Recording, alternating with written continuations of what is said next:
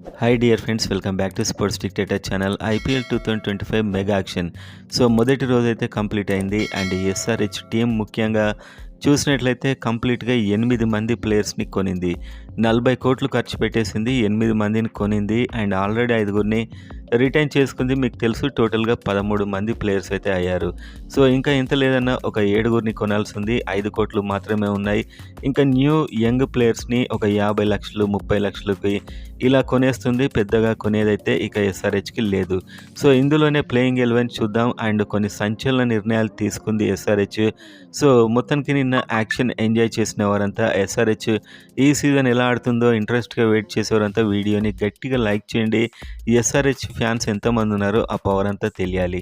And comment చేయండి, SRH playing 11 ఇప్పుడున్న టీంలో మీకు ఏదైతే బాగుంటుందో అనేది కామెంట్ అయితే చేయండి. సబ్స్క్రైబ్ చేసుకోండి. ఐపీఎల్ మెయిన్గా ఎస్ఆర్హెచ్ సంబంధించిన ఇంపార్టెంట్ అప్డేట్స్ మన ఛానల్లో టైం టు టైం ఉంటాయి. సో వీడియోలోకి వెళ్ళినట్లయితే సన్ రైజర్స్ హైదరాబాద్ అసలు ఎవరిని కొనింది అనేది చూద్దాం. ఎస్ఆర్హెచ్ భువనేశ్వర్ కుమార్, నటరాజ్ వీళ్ళ మీద అయితే ఫ్యాన్స్ చాలా హోప్స్ పెట్టుకున్నారు. సో నటరాజ్ అయితే దిమ్మ తిరిగే ధరకు అమ్ముడుపోయాడు. 10 కోట్ల పైన ఇతనికి పలికింది. సో అద్భుతమైనటువంటి ధర వచ్చింది నటరాజ్ అని చెప్పొచ్చు. సో అంతకంటే ముందే సన్ రైజర్స్ హైదరాబాద్ అయితే మహమ్మద్ షమీని తీసుకుంది. ఫాస్ట్ బౌలింగ్ డిపార్ట్మెంట్లో ఆల్రెడీ ట్రావిస్, మనకు ప్యాట్ కమిన్స్ ఉన్నాడు, నితీష్ కుమార్ రెడ్డి ఉన్నాడు. వీళ్ళని రిటైన్ చేసుకున్నారు. సో వీళ్ళు మిడిల్ ఓవర్స్లో బౌలింగ్ వేసే players. So opening bowlers and కొంచెం పవర్ఫుల్ ఫాస్ట్ బౌలర్స్ అయితే లేరు. మహమ్మద్ షమి అయితే ఆ లోటు పూరిస్తాడని చెప్పొచ్చు. గుజరాత్ టైటన్స్కి రెగ్యులర్గా వికెట్ తీసే మహమ్మద్ షమి, నేను ఆల్రెడీ నిన్న మన వీడియోలో చెప్పినట్లు స్లో బాల్స్ వేయగలడు, స్వింగ్ వేయగలడు, యార్కర్ వేయగలడు అండ్ బౌన్సర్ వేయగలడు. అన్ని రకాలైన బౌలింగ్ వేయగలడు మహమ్మద్ షమి. ఓవర్ స్టార్టింగ్లోనే 1-2 వికెట్లు పక్కా తీస్తాడని పేరున్న షమిని తీసుకోవడం చాలా అద్భుతమైన నిర్ణయం. అది కూడా 10 కోట్ల ధరలో ఇతను వచ్చాడు. ఎందుకంటే ఇంజురీ నుంచి, గుజరాత్ టైటన్స్ నుంచి ఇంజురీ వల్ల వచ్చేసాడు. సో ఇతనికి మళ్ళీ వాళ్ళు ఆర్టీఎం వాడలేదు కూడా. సో ఎందుకంటే సన్ రైజర్స్ హైదరాబాద్ అయితే 10 కోట్ల వరకు ధర పెట్టేసింది దాదాపు. అండ్ ఇది ఒక అద్భుతమైన పర్చేజ్ అని చెప్పొచ్చు. సో మొత్తానికైతే మహమ్మద్ షమి రెగ్యులర్గా ఎస్ఆర్హెచ్కి అయితే ఇక నుంచి బౌలింగ్ స్టార్ట్ చేస్తాడు. సో ఫాస్ట్ బౌలింగ్ డిపార్ట్మెంట్లో భువనేశ్వర్ కుమార్ని వదిలేస్తారని ఇతని కొండంతోనే అర్థమైపోయింది. ఈవెన్ నటరాయ్ను కూడా వదిలేస్తారని చెప్పి. సో మహమ్మద్ షమి అయితే ఫస్ట్ టాప్ ఇవాళ కొన్న వాళ్ళలో అని చెప్పొచ్చు. అండ్ నెంబర్ 2 చూస్తే హర్షల్ పటేల్. సో హర్షల్ పటేల్ గురించి మనం చాలా చెప్పుకున్నాం ఇంతకుముందు కూడా. సో ఇతడు ఒక పేస్ వేరియేషన్స్ ఉన్న బౌలర్. అండ్ స్టార్టింగ్లో సీజన్లో ఉన్నంత హవా అయితే ఇప్పుడు హర్షల్ పటేల్కు లేదు. సో హర్షల్ పటేల్ని అయితే 8 కోట్లు పెట్టుకున్నారు. సో ఇతన్ని కొనడం వల్ల అడ్వాంటేజ్ ఏంటంటే మిడిల్ ఓవర్స్లో తన 4 ఓవర్లను చాలా తక్కువ రన్స్ ఇచ్చి పేస్ వేరియేషన్స్తోని క్యాచ్ అవుట్లు అవుతారు ముఖ్యంగా. సో ఎంత పెద్ద టార్గెట్ ఉన్నా కూడా ఇతని బౌలింగ్ వచ్చిందంటే ఆ టార్గెట్ కొంచెం చిన్నదైనా కూడా డిఫెండ్ చేసే స్టేజ్లో ఉండేది ఒకప్పుడు. సో ఇప్పుడైతే హర్షల్ పటేల్ని తీసుకోవడం చాలా సాహసం అని చెప్పాలి. ఎందుకంటే ఈ మధ్య అంత చెప్పుకోదగ్గ ఫామ్లో లేడు పంజాబ్ కింగ్స్ కాడినప్పుడు కూడా. సో మొత్తానికైతే హర్షల్ పటేల్ని తీసుకున్నారు. 8 కోట్లు ఇతనికి పెట్టేశారు. సో ఇక్కడ వచ్చింది అసలైన ట్విస్ట్ ఏంటంటే సన్ రైజర్స్ హైదరాబాద్ హర్షదీప్ సింగ్కి వెళ్ళారు. ఆల్రెడీ 18 కోట్లకి వెళ్ళారు, కానీ సాధ్యం కాలేదు. అతన్ని వదిలేశారు. అండ్ అనూహ్యంగా రిషబ్ పంత్ కోసం కూడా 20 కోట్ల పైన, అంటే దాదాపు ఉన్న 45 కోట్లలో సగానికి ఎక్కువ పెట్టడానికి డిసైడ్ అయ్యి వెళ్ళారు. అంటే సన్ రైజర్స్ హైదరాబాద్ ఒక విధ్వంసకర బ్యాట్స్మెన్ కోసం చూస్తున్నారు. అది కూడా ఇండియన్ బ్యాట్స్మెన్ అయి ఉండాలని పక్కా చూస్తున్నారు. సో ఎప్పుడైతే ఇషాన్ కిషన్ వచ్చాడో ఇతనికి వేరే టీమ్స్ పోటీ పడతాయని భావించారు. కానీ సన్ రైజర్స్ హైదరాబాద్ మాత్రం గట్టిగా వెళ్ళింది ఇతనికి. ఎందుకంటే ఇషాన్ కిషన్ రీసెంట్గా పెద్ద ఫామ్లో లేడు. ముంబై ఇండియన్స్ కూడా ఇతన్ని వదిలించుకోవాలని చూస్తుంది. అండ్ ఇషాన్ కిషన్ అయితే ప్రజెంట్ అతన్ని దేశవాళీ పోటీల్లో కూడా ఆడిస్తున్నారు. సో ఇషాన్ కిషన్ అయితే 11 కోట్ల 25 లక్షలు పెట్టి కొనడం ఒక ఆశ్చర్యం అని చెప్పొచ్చు. ఎందుకంటే ప్రజెంట్ ఉన్నటువంటి తుఫాన్ ఫామ్ లేదు, ఇతను దేనికి సెలెక్ట్ కావడం లేదు. కాకపోతే ఇతనిలో ఫైర్ ఉంది. సో ఇది మనం ప్లేయింగ్ 11 మాట్లాడినప్పుడు మీకు ఇది కనిపిస్తుంది స్పష్టంగా. సో ఇదొక మైండ్ బ్లాక్ అని చెప్పొచ్చు ఇషాన్ కిషన్ని కొనడం. And next number 4 Rahul Chahar. So spin డిపార్ట్మెంట్లో రిపేర్స్ చేశారు ఈసారి. స్పిన్ డిపార్ట్మెంట్లో రాహుల్ చహార్ పంజాబ్ కింగ్స్కే ఆడేవాడు. అండ్ ఇతడు ఒక మంచి గూగ్లీ బౌలర్. అంటే ఇతడు ఒక మిస్టీ స్పిన్నర్ కిందకి కూడా వస్తాడు, కానీ అంత అద్భుతమైన బౌలర్ అయితే ఏం కాదు. కానీ ఇంతకుముందుతో పోలిస్తే రాహుల్ చహార్ కాస్త టీంకు రెగ్యులర్గా ఆడతాడు. ఇతడు ఖచ్చితంగా టీంలో ఉంటాడు. 3 కోట్ల 20 లక్షలకైతే కొన్నారు. స్పిన్ డిపార్ట్మెంట్లో కొంతవరకు ఇది హైలైట్ అని చెప్పొచ్చు సన్ రైజర్స్ హైదరాబాద్. సో ఇది కూడా ఒక మంచి పర్చేజ్, ఎందుకంటే ఉన్న తక్కువ డబ్బులో. And next add-on Zampa. విదేశీ ప్లేయర్స్ ఆల్రెడీ 3 ఉన్నారు ఎస్ఆర్హెచ్కి. అది Heinrich Klaasen, Pat Cummins and Travis head. So, ఇంకొక విదేశీ ప్లేయర్‌కు మాత్రమే ఛాన్స్ ఉంటుంది. అండ్ ఎస్ఆర్‌హెచ్ వాళ్ళకున్న ఏకైక విదేశీ player Adam Zampa. So, Adam Zampa కూడా ఒక మంచి లెగ్ స్పిన్నర్. 2,40,00,000కైతే ఇతన్ని కొన్నారు. సో, ఇక్కడ Rahul Chahar and Adam Zampa ఒకే విధమైనటువంటి బౌలర్స్. సో, ఒకటేసారి ఇద్దరికి ఛాన్స్ ఇస్తారా? లేకపోతే వాళ్ళు ఇంకా విదేశీ ప్లేయర్స్‌ని చాలామందిని ఇంకొక నలుగురినైనా కొనాల్సి ఉంది Sunrisers Hyderabad.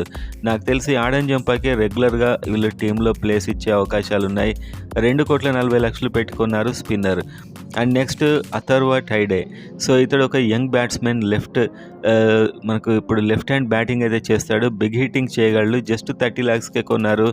Left arm bowling కూడా వేయగలరు. టీంలో ఇతనికి ప్లేస్ అనేది ఖచ్చితంగా ఇచ్చే ఛాన్సెస్ కూడా ఉన్నాయి. ఎందుకంటే టీంలో పెద్ద చెప్పుకోదగ్గ బ్యాట్స్‌మెన్ అయితే లేరు. సో, టీంలో చెప్పుకోదగ్గ నేమ్ ఉన్న బ్యాట్స్‌మెన్ అయితే లేరు. అండ్ నెక్స్ట్ అభినవ్ మనోహర్‌ని కొన్నారు 3,20,00,000.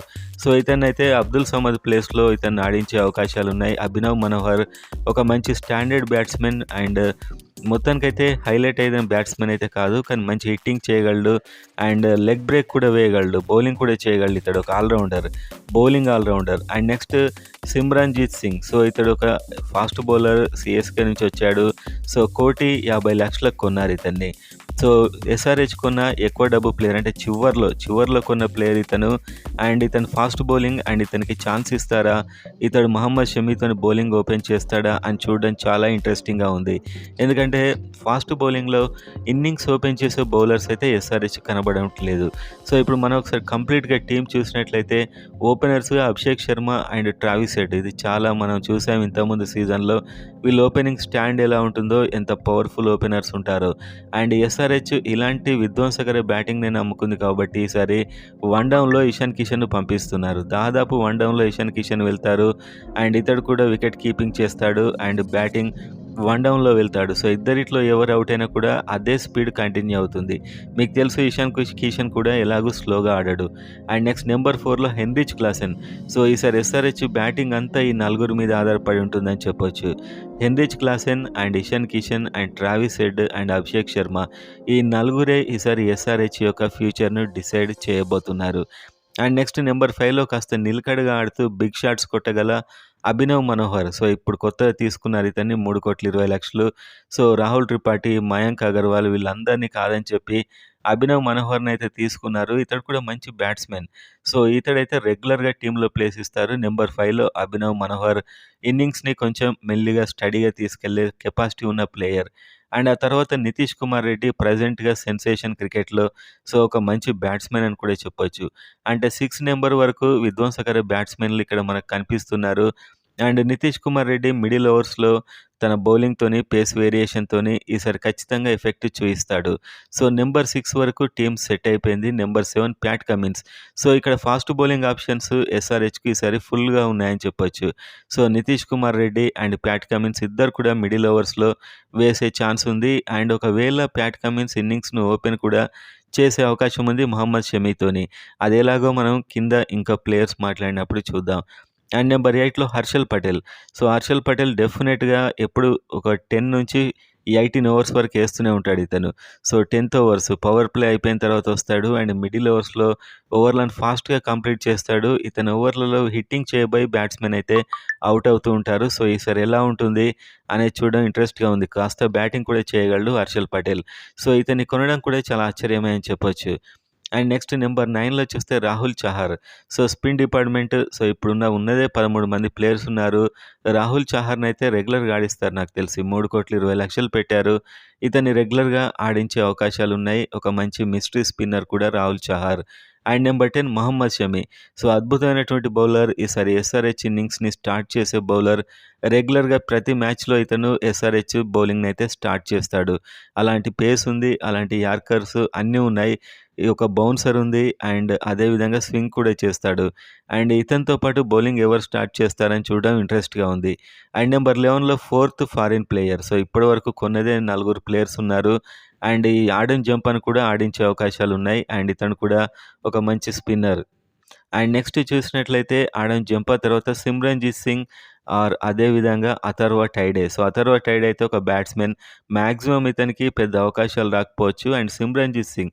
సో, ఇంతమంది ఫాస్ట్ బౌలర్‌లను ఆడిస్తారా? మహమ్మద్ షమి, సిమ్రన్‌జిత్ సింగ్ ఒకవేళ స్టార్ట్ చేసినట్లయితే ఇద్దరు తమ బౌలింగ్ స్టార్ట్ చేస్తే ప్యాట్ కమిన్స్ ఉంటాడు, నితీష్ రెడ్డి ఉంటాడు, హర్షల్ పటేల్ ఉంటాడు. ఐదుగురు ఫాస్ట్ బౌలర్స్.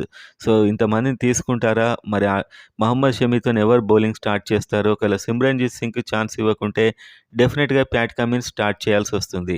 సో, లేకపోతే నితీష్ కుమార్ రెడ్డి అయినా స్టార్ట్ చేయాల్సొస్తుంది. సో, ఈ విధంగా చూసినట్లయితే 11 మంది అండ్ ఒక ఇంపాక్ట్ ప్లేయర్‌గా ఆ తర్వాత టైడే. సో, ఇతను లెఫ్ట్ ఆర్మ్ బౌలింగ్ ఏయగలడు, బిగ్ హిట్టింగ్ చేయగలడు. సో, ఇవాళ ఇంకా ఏడుగురిని కొనే ఛాన్స్ ఉంది. కానీ కేవలం 5,00,00,000 మాత్రమే ఉన్నాయి. సో, స్టాండర్డ్ టీమ్ అయితే ఇప్పుడు మనం చెప్పుకున్న ఈ 13 మందే అని చెప్పుకోవచ్చు స్టాండర్డ్ టీమ్. సో, ఇందులో నుంచే ప్లేయర్స్‌నైతే తీసుకోవాల్సి ఉంటుంది ఎస్ఆర్‌హెచ్. అండ్ ఒకసారి టక మనం ఒక టీమ్ చూసినట్లయితే Abhishek Sharma, Travis Head and Ishan Kishan and Heinrich Klaasen, Abhinav Manohar, Nitish Kumar Reddy, Pat Cummins. So, ఇక్కడి వరకు హిట్టింగ్ చేయగలరు. కానీ ఇంకా లోవర్ ఆర్డర్‌లో ఒక ఫైర్ అయితే మిస్ అవుతుంది. ఒక బిగ్ హిట్టర్ అయితే మిస్ అవుతున్నాడు డెఫినిట్‌గా లోవర్ ఆర్డర్‌లో.